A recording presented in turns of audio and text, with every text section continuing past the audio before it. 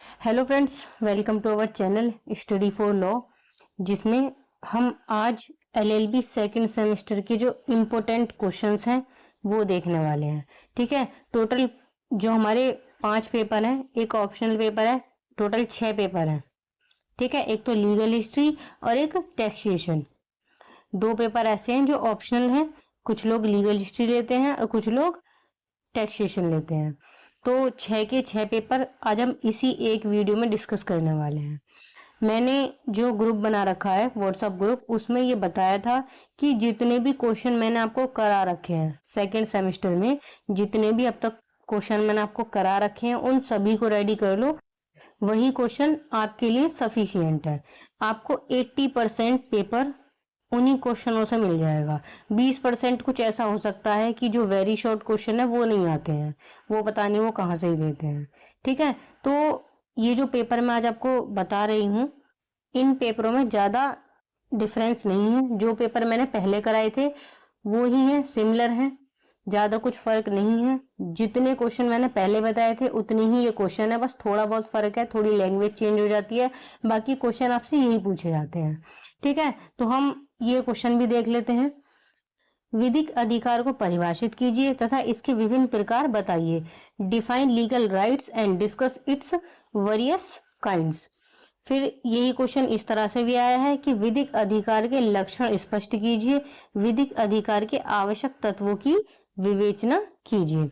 ये जो पेपर है ना, ये एक पीडीएफ है पूरी, इसको मैं शेयर करूंगा आपके पास टेलीग्राम ग्रुप पर, और टेलीग्राम ग्रुप का लिंक दूंगी मैं डिस्क्रिप्शन में, वहां से टेलीग्राम ग्रुप ज्वाइन कर लेना, वहां से ये पीडीएफ ले लेना। ठीक है। क्योंकि व्हाट्सएप ग्रुप जो है उसमें सिर्फ फोटोज जाती है, पीडीएफ नहीं जाती है, और मैं आपको पूरी पीडीएफ सेंड करूंगी टेलीग्राम पर। ठीक है ना। वहां से सारे पेपर आप एनालाइज कर लेना। फिर दूसरा क्वेश्चन है, विधिक व्यक्तित्व विधि का कृत्रिम सर्जन है, विवेचना कीजिए। जो विधिक व्यक्तित्व है, लीगल पर्सनैलिटी, इससे एक क्वेश्चन आता है। क्वेश्चन को हिंदी और इंग्लिश दोनों में ही आपको याद रखना है। जैसे इसमें आपसे लीगल राइट्स पूछे हैं, विधि शास्त्र के अंदर लीगल राइट्स क्या होते हैं वो, और इसमें विधिक व्यक्तित्व लीगल पर्सनैलिटी।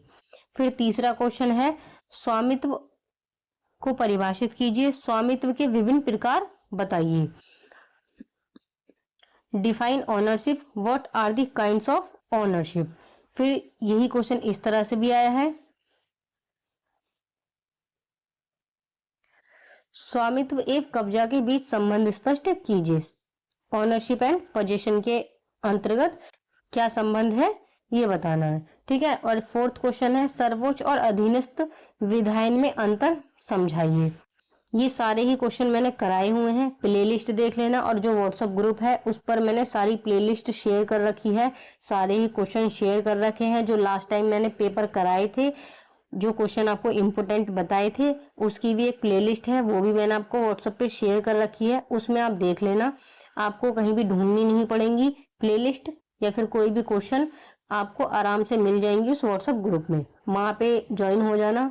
उसका लिंक भी डिस्क्रिप्शन बॉक्स में दे दूंगी, टेलीग्राम का और व्हाट्सएप चैनल का, व्हाट्सएप ग्रुप। ठीक है। दोनों को ज्वाइन कर लेना। फिर है इसके बाद सिक्स्थ क्वेश्चन, क्वेश्चन नंबर 6, आपराधिक न्याय का मुख्य उद्देश्य अपराध से बचाव है। दंड के विभिन्न सिद्धांत को इंगित करते हुए दृष्टिकोण का आलोचनात्मक परीक्षण कीजिए।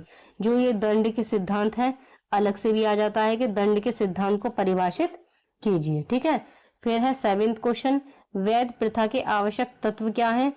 प्रथा के संबंध में विश्लेषणात्मक मत तथा ऐतिहासिक मत में अंतर बताइए। जो वैध प्रथा है, जो प्रथा है, प्रथा के आवश्यक तत्व, प्रथा क्या है, ये सारी चीजें। ठीक है। एक वैध प्रथा के आवश्यक तत्व क्या है। लैंग्वेज चेंज होती है लेकिन क्वेश्चन आपसे पूछे जाते हैं, प्रथा से क्वेश्चन आता है। ठीक है। और ये है दंड के विभिन्न सिद्धांत पूछे जाते हैं। निहित और समाश्रित स्वामित्व किसे कहते हैं, व्याख्या कीजिए, क्वेश्चन नंबर 8। फिर इसके बाद राज्य को परिभाषित कीजिए, संप्रभुता पर टिप्पणी कीजिए। ये 9 क्वेश्चन हैं जूरिस्प्रूडेंस सेकंड में। जो कि इम्पोर्टेंट है। और जितने भी मैंने अगर कोई एक आध क्वेश्चन एक्स्ट्रा करा रखा है ना जो प्लेलिस्ट में है, उसको भी रेडी कर लेना। सारे ही क्वेश्चन रेडी करके जाना जितने भी मैंने कराए हुए हैं, ठीक है। फिर कुछ वेरी शॉर्ट क्वेश्चन है। वेरी शॉर्ट क्वेश्चन थोड़े से वो चेंज कर देते हैं, लेकिन फिर भी आप ऊपरा ऊपरी इन क्वेश्चनों को पढ़ लेना। वैसे तो वेरी लॉन्ग में आपको मिल ही जाएंगे ये। स्वामित्व एवं कब्जा, वैध प्रथा, दंड के सिद्धांत, पूर्व निर्णय, विधिक व्यक्तित्व, विधायन और कठोर दायित्व, ठीक है। वेरी शॉर्ट में इनको पढ़ लेना। और 9 क्वेश्चन ये वेरी इंपॉर्टेंट है, इनको ही पढ़ना। जितने भी क्वेश्चन मैंने आपको करा रखे हैं प्लेलिस्ट में वो सब पढ़ लेना। मे भी 10 क्वेश्चन करा रखे हैं, ठीक है। फिर इसके बाद है पेपर नंबर 2 जो है कॉन्स्टिट्यूशनल लॉ ऑफ इंडिया, संविधान। पहला क्वेश्चन है संसद के गठन और कार्य की विवेचना कीजिए। जो संसद है, पार्लियामेंट है, उसका गठन, उसके कार्य बताने हैं। दूसरा क्वेश्चन अनुच्छेद 368 के अंतर्गत संसद के संविधान संशोधन के क्षेत्र अधिकार की विवेचना कीजिए। जो संसद के अंतर्गत संविधान संशोधन है वो बताना है। निर्णीत वादों की सहायता से अनुच्छेद 368 के अंतर्गत संसद के संविधान में संशोधन की शक्ति को समझाइए। जो संविधान संशोधन है इससे क्वेश्चन आता है, 100% आता है, अच्छे से रेडी कर लेना, ठीक है। सारे ही क्वेश्चन मैंने बहुत अच्छे से करा रखे हैं, सारे केस करा रखे हैं, एक एक केस को बहुत अच्छे से याद कर लेना और लिखने हैं। फिर ये क्वेश्चन है भारत के संविधान में संशोधन करने की प्रक्रिया की विवेचना कीजिए। क्या संसद संविधान के मूल ढांचे में परिवर्तन कर सकती है? जो संविधान का मूल ढांचा है उसमें संशोधन किया जा सकता है या नहीं, ठीक है। ये तीनों क्वेश्चन आपको एक ही क्वेश्चन में मिल जाएंगे, यानी कि इनका एक ही आंसर आपको मिल जाएगा जो मैंने कराया हुआ है। फिर इसके बाद तीसरा क्वेश्चन, आधारभूत ढांचे के सिद्धांत से आप क्या समझते हैं? इस सिद्धांत की आलोचनात्मक विवेचना कीजिए। आधारभूत ढांचा मतलब बेसिक स्ट्रक्चर, जो संविधान का बेसिक स्ट्रक्चर है उसके बारे में बताइए। और इसमें संशोधन हो सकता है नहीं, ये ऊपर आया है क्वेश्चन, ठीक है। फिर फोर्थ क्वेश्चन है भारत के राष्ट्रपति द्वारा भारतीय संविधान के अनुच्छेद 356 के अंतर्गत उद्योपित राज्य आपात के प्रभाव को लिखिए। यानी कि जो राष्ट्रपति शासन है 356 में वो बताना है। अनुच्छेद 356 के अंतर्गत राष्ट्रपति शासन से आप क्या समझते हैं? किन परिस्थितियों में किसी राज्य में राष्ट्रपति शासन लागू किया जा सकता है? राष्ट्रपति शासन कहते हैं प्रेसिडेंट रूल को, ठीक है। फिर आगे बढ़ते हैं क्वेश्चन नंबर 5। अगर किसी को ये पीडीएफ चाहिए तो पीडीएफ पेड है, व्हाट्सएप पे आप मैसेज करके ये पीडीएफ ले सकते हो। पीडीएफ मतलब क्वेश्चन आंसर्स की पीडीएफ। संसद सदस्यों को प्राप्त संसदीय विशेष अधिकारों का वर्णन कीजिए। जो संसद के विशेष अधिकार हैं उनके बारे में बताइए। निर्णीत वादों की सहायता से सदस्य, जो संसद के सदस्य हैं, उनको प्राप्त संसदीय विशेष अधिकारों का वर्णन कीजिए। यानी कि प्रिविलेज, क्या प्रिविलेज प्राप्त है संसद के लोगों को। फिर क्वेश्चन नंबर 6, केंद्र और राज्यों के बीच विधायी शक्तियों का वितरण, विधायी शक्तियों के वितरण की क्या व्यवस्था है ये बताइए। जो केंद्र है और राज्य है इन दोनों के बीच में विधि बनाने की जो शक्ति है उसको बताना है, ठीक है। फिर आगे है क्वेश्चन नंबर 7, भारत के उच्चतम न्यायालय की शक्तियों और क्षेत्र अधिकार का वर्णन कीजिए। जो सुप्रीम कोर्ट है उसकी क्या शक्तियां हैं, उसका कितना क्षेत्र अधिकार है ये बताना है। निर्णीत वादों की सहायता से उच्चतम न्यायालय सुप्रीम कोर्ट के न्यायाधीश की नियुक्ति प्रक्रिया की आलोचनात्मक विवेचना कीजिए। जो सुप्रीम कोर्ट के जजेस हैं उनकी नियुक्ति, उनका जो अपॉइंटमेंट है वो कैसे होता है ये बताना है। और ये भी पूछा जाता है कि जो सुप्रीम कोर्ट के जज हैं उनको पद से कैसे हटाया जा सकता है। सुप्रीम कोर्ट के जो जज हैं उसके बारे में बताया गया है आर्टिकल, ठीक है। फिर इसके बाद यही क्वेश्चन इस तरह से ही पूछा गया है, उच्चतम न्यायालय के न्यायाधीश को उसके पद से हटाने की शर्तें। उच्चतम न्यायालय के न्यायाधीश की नियुक्ति एवं कार्यालय, जो उच्चतम न्यायालय का न्यायाधीश है उसको उसके पद से हटाने की क्या शर्तें हैं ये बतानी है। उच्चतम न्यायालय के न्यायाधीश की नियुक्ति एवं कार्यकाल की विवेचना कीजिए। जो उच्चतम न्यायालय का न्यायाधीश है उससे रिलेटेड क्वेश्चन आता है, वेरी शॉर्ट में ही पूछा जाता है, शॉर्ट में ही पूछा जाता है और लॉन्ग में ही पूछा जाता है। 20 नंबर, 10 नंबर और 4 नंबर। बहुत ही इंपॉर्टेंट क्वेश्चन है, बहुत अच्छे से रेडी कर लेना। फिर इसके बाद आगे चलते हैं। क्वेश्चन नंबर 8, धन विधेयक पारित करने की प्रक्रिया। जो धन विधेयक है उसको पारित करने की क्या प्रक्रिया है, क्या प्रोसीजर है, ये बताना है। धन विधेयक किसे कहते हैं? संसद द्वारा धन विधेयक पास करने की प्रक्रिया बताइए। क्वेश्चन मैंने करा रखा है, प्लेलिस्ट में देख लेना। प्लेलिस्ट आपको व्हाट्सएप ग्रुप पर भी मिल जाएगी। राष्ट्रपति की अध्यादेश जारी करने की शक्ति। जो राष्ट्रपति है उसके अध्यादेश जारी करने की शक्ति की को स्पष्ट कीजिए। क्या अध्यादेश का न्यायिक पुनर्विलोकन किया जा सकता है? राष्ट्रपति ऑर्डिनेंस।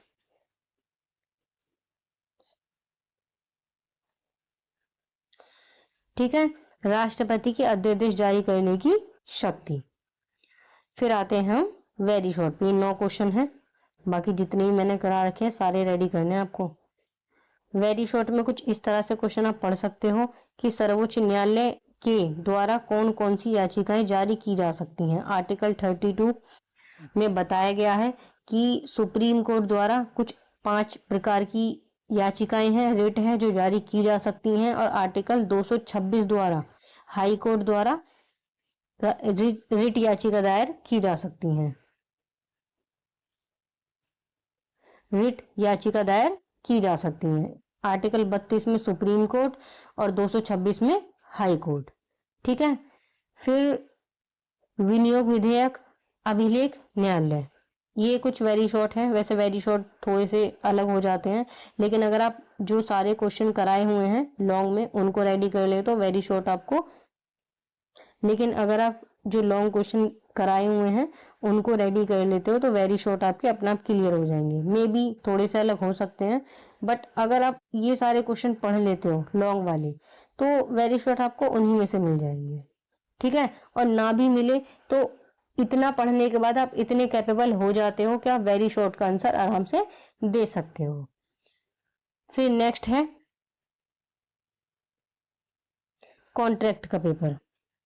2 पेपर हो गए हमारे, जूरिस्प्रूडेंस और कॉन्स्टिट्यूशन। तीसरा पेपर अदत्त विक्रेता की, जिसका पहला क्वेश्चन है अदत्त विक्रेता की परिभाषा, अदत्त विक्रेता के अधिकार और उसका धारण अधिकार कब समाप्त हो जाता है। जो अदत्त विक्रेता है अनपेड सेलर, उसके बारे में बताना है। ठीक है, फिर है दूसरा क्वेश्चन, उपनिधान से आप क्या समझते हैं, इसके आवश्यक तत्व क्या हैं, उपनिधान के विभिन्न प्रकार क्या हैं, उपनिधाता तथा उपनिहिती के क्या क्या अधिकार तथा कर्तव्य हैं। उपनिधाता का मतलब है बेलमेंट, कि आप बेलमेंट से क्या समझते हैं, और इसमें जो बेलर बेली हैं, ये 2 व्यक्ति हैं, इनके क्या अधिकार हैं, क्या कर्तव्य हैं और ये कैसे काम करते हैं ये बताना है। मैंने सारा क्वेश्चन करा रखा है, देख लेना। तीसरा क्वेश्चन है साझेदारी को परिभाषित कीजिए, इसके क्या क्या आवश्यक तत्व हैं, डिफाइन पार्टनरशिप और इसके तत्व। और दूसरा क्वेश्चन भागीदारी को परिभाषित कीजिए। ठीक है, फिर है क्वेश्चन नंबर 4, एक भागीदारी फर्म, पार्टनरशिप फर्म के विघटन के प्रकार की विवेचना कीजिए। और इसी क्वेश्चन को इस तरह से ही पूछा गया है कि फर्म के भंजन से आप क्या समझते हैं। जो भंजन है, भंजन मतलब विघटन, उससे आप क्या समझते हैं, उन विभिन्न रीतियों का कथन कीजिए जिनसे भागीदारी का भंजन किया जाता है। जो पार्टनरशिप है उसको खत्म किया जाता है, यानी कि विघटन, उसको खत्म किया जाता है। फिर है क्वेश्चन नंबर 5, एजेंसी की परिभाषा दीजिए, एजेंसी का किन किन स्थितियों में निर्माण किया जा सकता है। एजेंसी को अभिकरण भी कहते हैं, तो अभिकरण से भी क्वेश्चन आ सकता है। इसलिए हिंदी और इंग्लिश दोनों में ही क्वेश्चन को आपको पढ़ना है, समझना है, ताकि आप आंसर कर पाओ। कभी कभी ऐसा होता है कि हिंदी के शब्द चेंज हो जाते हैं लेकिन इंग्लिश के मोस्टली नहीं होते हैं। अभिकरण विधि में अनुसमर्थन के सिद्धांत की विवेचना कीजिए। अभिकरण का मतलब ही एजेंसी ही है। ठीक है, फिर है नेक्स्ट क्वेश्चन, क्वेश्चन नंबर 6, प्रत्याभूति के आवश्यक तत्व क्या क्या हैं?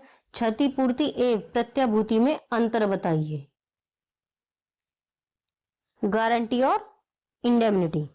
हानि रक्षा अथवा क्षतिपूर्ति अनुबंध के प्रकार को परिभाषित कीजिए। Contract of indemnity. फिर क्वेश्चन नंबर 7, क्रेता सावधान का सिद्धांत आधुनिक युग में अपनी अधिकतम उपयोगिता खो चुका है। निर्णीत वादों की सहायता से वर्णन कीजिए। कैविएट इम्पेटर। क्रेता सावधान सिर्फ इस नाम से भी आ जाता है वेरी शॉर्ट में कि क्रेता सावधान को डिफाइन कीजिए। क्रेता सावधान का सिद्धांत क्या है, इसके क्या अपवाद हैं? ठीक है, फिर आते हैं क्वेश्चन नंबर 8 पर। कॉन्ट्रैक्ट का क्वेश्चन नंबर 8, विक्रय संविदा के आवश्यक तत्वों को स्पष्ट कीजिए। विक्रय तथा विक्रय करने के करार में अंतर बताइए। किसी भी वस्तु को सेल करने की जो संविदा होती है वो। फिर क्वेश्चन नंबर 9, कंडीशन, शर्त एवं कंडीशन, शर्त, कंडीशन एवं गारंटी की परिभाषा दीजिए तथा दोनों में अंतर स्पष्ट कीजिए। अगर मैंने 10 क्वेश्चन कराए हुए हैं ना, तो 10 के 10 रेडी करके जाना। सिर्फ यही 9 मत करना, जितने भी सारे क्वेश्चन मैंने करा रखे हैं उन सभी को रेडी कर लेना। ठीक है, फिर है वेरी शॉर्ट क्वेश्चन कॉन्ट्रैक्ट के, ये पहले ही बताए थे मैंने, ऊपरा ऊपरी पढ़ के चले जाना इनको। ठीक है, फिर आगे बढ़ते हैं। फैमिली लॉ का paper, Hindu law, third semester में मुस्लिम लॉ पूछी जाती है और सेकंड सेमेस्टर में हिंदू लॉ। पहला क्वेश्चन, हिंदू विधि के विभिन्न शाखाओं की व्याख्या करें, ये कैसे अस्तित्व में आई? जो हिंदू विधि की शाखाएं हैं, जो स्कूल्स ऑफ हिंदू लॉ हैं, इसके बारे में बताइए। फिर हिंदू विधि के मिताक्षर और दायभाग पद्धतियों में मुख्य भेद क्या है? मिताक्षर और दायभाग, ये इंग्लिश में भी ऐसे ही लिखे जाते हैं। ठीक है, फिर है तीसरा क्वेश्चन, हिंदू विधि के कौन कौन से स्रोत हैं, उनकी पूर्ण व्याख्या कीजिए तथा हिंदू विधि के स्रोत के रूप में विधायन का योगदान की विवेचना कीजिए। विधायन का क्या योगदान है, लेजिस्लेशन जो है इसका क्या योगदान है, ये बताना है। फिर क्वेश्चन नंबर 4, एक वैध हिंदू विवाह अधिनियम की क्या आवश्यक शर्तें हैं? एक जो वैलिड मैरिज है उसकी क्या आवश्यक शर्तें हैं, ये बताइए। और ये क्वेश्चन इस तरह से भी आया है कि हिंदू विवाह एक पवित्र संस्कार है, न कि संविदा। एक वैध हिंदू विवाह की आवश्यक शर्तों का वर्णन कीजिए। उपरोक्त कथन को स्पष्ट कीजिए। हिंदू मैरिज के अंदर एक वैलिड मैरिज क्या है? इसके बाद क्वेश्चन नंबर 5, शून्य एवं शून्यकरण विवाहों में विभेद कीजिए। किन शर्तों के अंतर्गत एवं किन आधारों पर ऐसे विवाहों को निरस्त यानी कि खत्म किया जा सकता है? क्या ऐसे विवाहों के बच्चे धर्मज होते हैं? विवेचना कीजिए।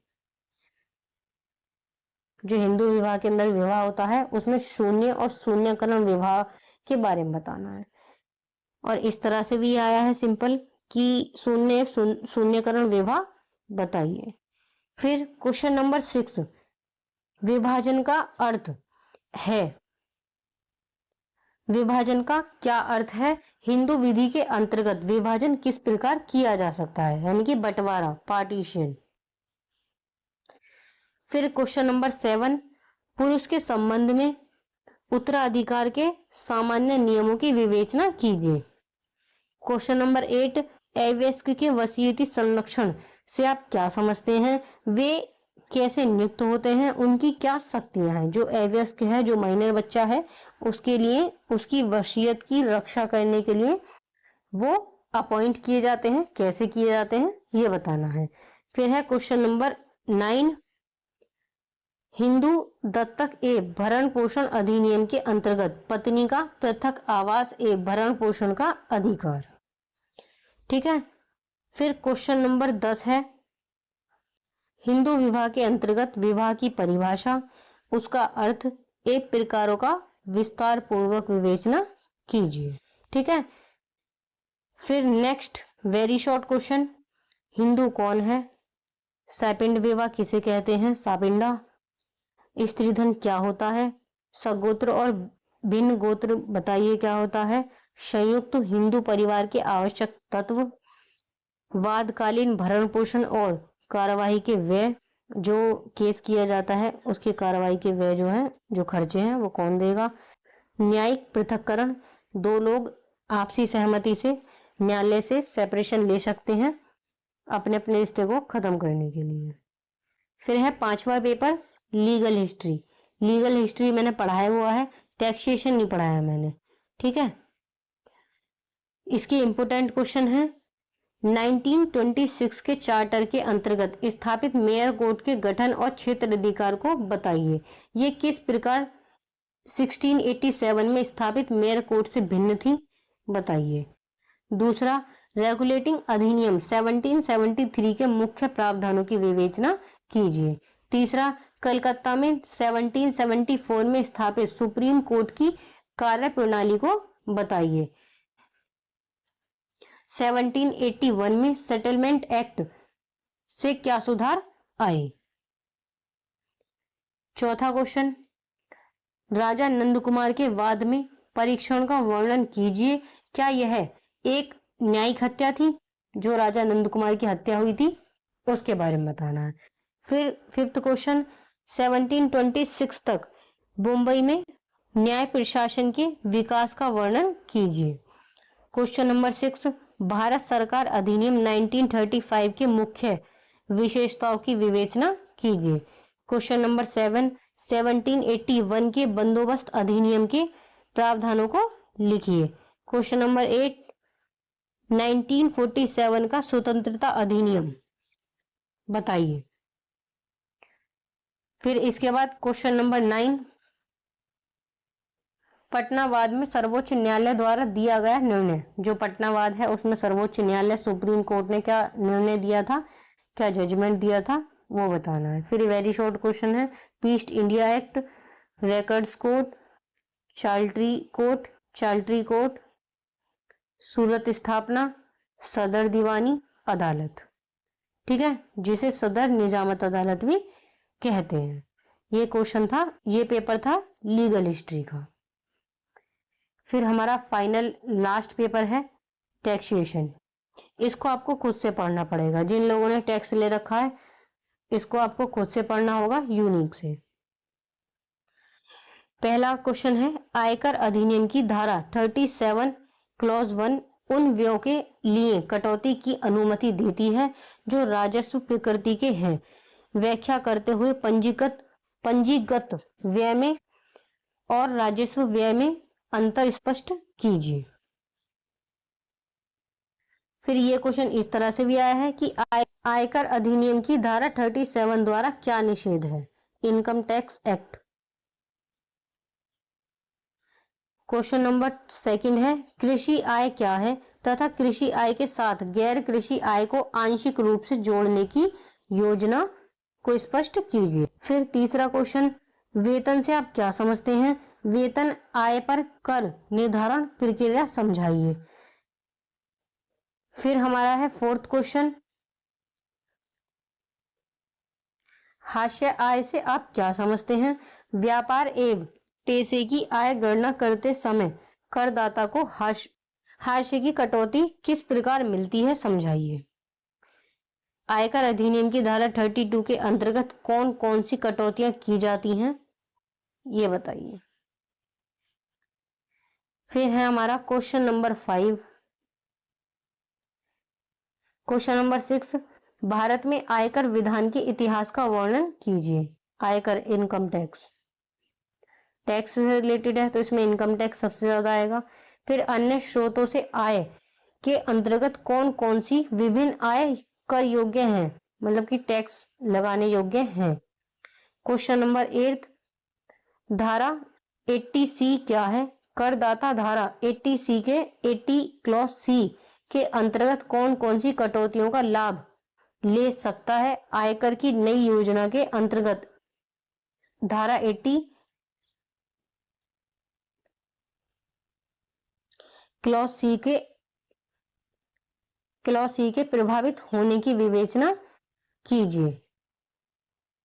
फिर है क्वेश्चन नंबर 9, अस्थियां शब्द को परिभाषित कीजिए।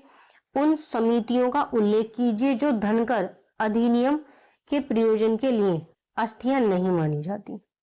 ठीक है। फिर है क्वेश्चन नंबर 10, आयकर अधिनियम 1961 के अंतर्गत घर संपत्ति के आय की गणना से संबंधित प्रावधानों को संक्षेप में समझाइए। यही क्वेश्चन इस तरह से भी आया है कि भवन संपत्ति से आय को समझाइए, कौन से लोग भवन संपत्ति के स्वामी मान लिए जाते हैं। ठीक है, इनकम फ्रॉम हाउस प्रॉपर्टी। फिर इसके कुछ वेरी शॉर्ट हैं, वेरी शॉर्ट में आप इन क्वेश्चनों को पढ़ सकते हैं। पूंजी लाभ, पूंजी संपत्ति, स्थायी लेखा संख्या, पैन कार्ड, गत वर्ष की परिभाषा दीजिए। ठीक है, ये क्वेश्चन है, वेरी वेरी इंपॉर्टेंट क्वेश्चन है, सभी को आप पढ़ लेना अच्छे से। 5-6 पेपर मैंने इस वीडियो में डिस्कस किए हैं। ठीक है, इसकी पीडीएफ टेलीग्राम से उठा लेना, टेलीग्राम, और व्हाट्सएप पे सिर्फ मैं लिंक सेंड करूंगी और टेलीग्राम पे इसकी पीडीएफ, क्योंकि व्हाट्सएप पे फोटो जाते हैं, जो ग्रुप बनाया हुआ है, एक चैनल है, उस पे सिर्फ फोटो जाते हैं, पीडीएफ नहीं जाती है, इसलिए मैं टेलीग्राम पर पीडीएफ सेंड करूंगी। ठीक है, टेलीग्राम का लिंक आपको डिस्क्रिप्शन बॉक्स में मिल जाएगा, ज्वाइन हो जाना।